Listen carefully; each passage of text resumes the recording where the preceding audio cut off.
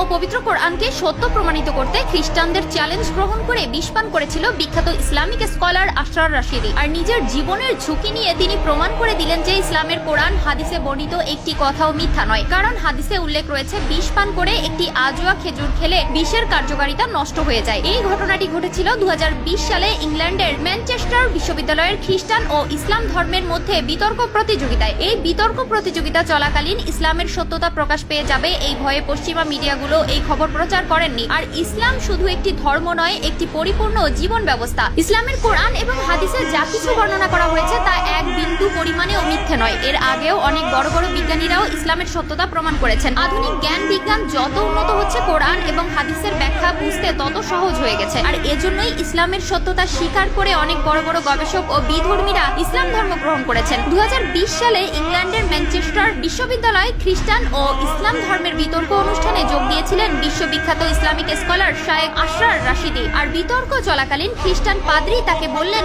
আপনাদের হাদিসে উল্লেখ রয়েছে বিষ পান করে একটি আজোয়া খেজুর খেলে বিষের কার্যকারিতা নষ্ট হয়ে যায়, তো এই কথার কি যুক্তি প্রমাণ রয়েছে আপনাদের কাছে? তাদের সামনে দেওয়া হলো এক বোতল বিষ। মুসলিমদের কাছে এমন প্রশ্ন ছুড়ে দেওয়ার কারণে কোনোভাবে তা হজম করতে পারেননি আশরার রাশেদি। আর আশরার রাশেদি নিজের জীবনের ঝুঁকি নিয়ে সেই বিষাক্ত বিষ পান করেন এবং একটি আজোয়া খেজুর খেয়ে নেন। আলহামদুলিল্লাহ, তার শরীরের বাহিরে ও ভিতরে এক বিন্দু পরিমাণেরও ক্ষতি হয়নি। কথায় আছে, রাখে আল্লাহ মারেকে। সেদিন এখানে উপস্থিত সকলেই অবাক হয়ে গিয়েছিলেন। আর কিভাবে সকলের সামনে বিষ পান করেও বেঁচে আছেন আশরার রাশেদি। তাহলে প্রিয় নবীর বর্ণিত হাদিস সম্পূর্ণ সত্য এবং ইসলাম ধর্ম পৃথিবীর মধ্যে সত্য ধর্ম, কিন্তু দুর্ভাগ্যবশত পশ্চিমা মিডিয়াগুলো এটির অপপ্রচার করেন, লুকিয়ে ফেলেন আসল তথ্য। কারণ তারা যদি এই খবরটি প্রচার করতেন, ইসলামের সত্যতা গোটা বিশ্ববাসীর কাছে স্পষ্ট হয়ে যেত। কিন্তু এই ভিডিওটি পোস্ট করা হয়েছিল ইসলাম প্রতিদিন নামক একটি ফেসবুক পেজে। 9 মার্চ 2020 সালে আপলোড করা ভিডিওটি 16 মার্চ পর্যন্ত 65,000 বার শেয়ার